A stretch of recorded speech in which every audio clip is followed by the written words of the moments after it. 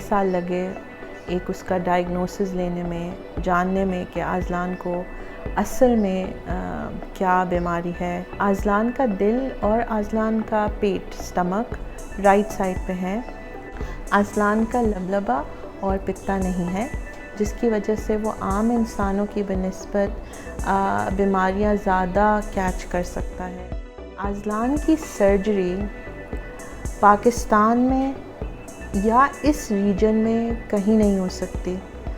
पूरी दुनिया में बहुत कम सेंटर्स हैं जो इसकी तकलीफ़ से डील कर सकते हैं।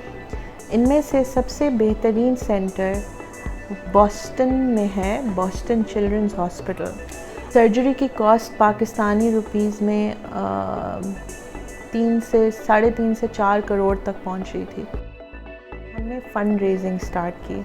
हमने इंस्टाग्राम, हमने फ़ेसबुक, हमने ट्विटर को इस्तेमाल करते हुए लोगों तक पहुँचे, आज़लान की प्रॉब्लम को पहुँचाया। आपके हार्ट बीट में क्या है? अल्लाह मियाँ शेक कर लो मुझे। अल्लाह मियाँ। ओके।